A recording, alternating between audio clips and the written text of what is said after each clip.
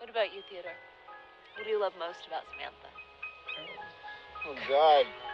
She's so many things. I guess that's what I love most about her. You know, she isn't just one thing. She's so much larger than that.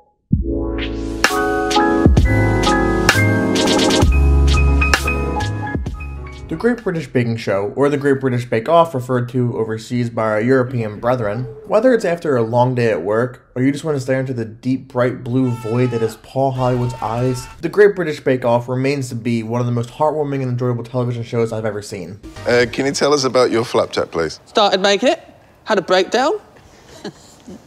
Bon appetit! From the wide range of contestants, and their bakes ranging from jaw-dropping to, please stop it. Why are you doing this? You're never gonna get a Paul Hollywood handshake with that. And the scenes of not only the hosts and the judges, but also other contestants congratulating and comforting each other when they do well or mess up. This show to me is the epitome of joy and kindness in a format that we can all see ourselves doing in our own kitchens. But I'm not here to fantasize. If I was European, it could be in the show because frankly it rains too much and I like my dentist here. No. Today, I want to talk about something that's more interesting to me. The editing. It's no secret, if you've ever worked in production before, about how much is really hidden behind the camera, but after over a decade of filming this show, you're not even going to find one episode where you accidentally see one of the 6 cameramen who are always on set, or one of the 10 producers who are behind the camera, either asking questions or telling them to get certain shots. It's honestly really impressive. But outside of this accomplishment, there's so many accomplishments along the way that have to take place to create the episodes that we see either on Netflix or on TV.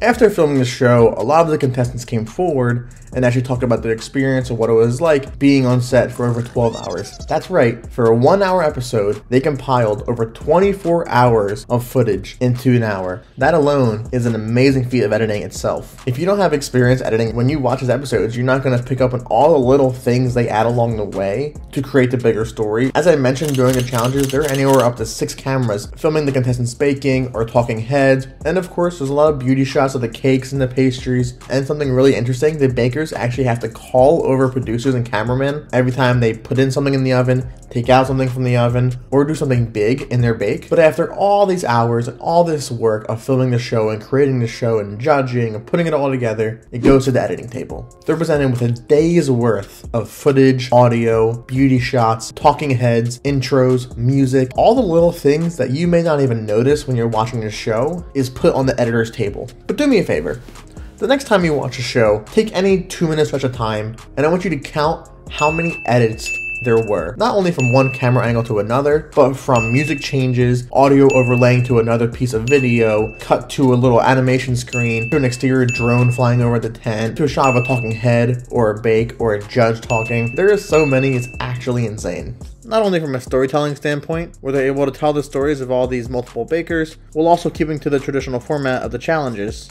While I'm sure there's many things that are filmed that get left on the cutting room floor, there is one thing we can be sure of. The editors of the Great British Baking Show know how to tell a story. Finally, and probably my favorite part of the entire show, the editors making jokes. Oh my boy! Father help! You may not notice right away the jokes they're making, where a contestant who actually knows better mentions you don't want to put this certain pastry in at this temperature for this time, and it cuts someone doing that thing. Or a judge says in a certain technical, you don't want to over whip something or else it's going to go to mush, and then it cuts to someone over whipping it right away, and then the result is that their bake is exactly what the judge said. It's this certain combination of storytelling and humor that is so punchy that it just really makes the show so much better. But do me a favor, next time you watch a show, try to recognize the amount of work and time and story that is told just through editing. And once you recognize that, then, and maybe only then, we'll be able to tell our own stories that are just as impactful. But that's all I have for you guys today. Thank you for watching. I love this show, so if you haven't seen this show, which I can't believe if you haven't, go watch it. Play it in the background if you have to. But make sure you guys subscribe, comment your favorite bakes or contestants over the past decade of seasons. And something I'd really be interested in is how you prefer the host setup. So if you want your own Paul Hollywood handshake, then make sure you subscribe and comment down below what you guys think. Thanks for watching.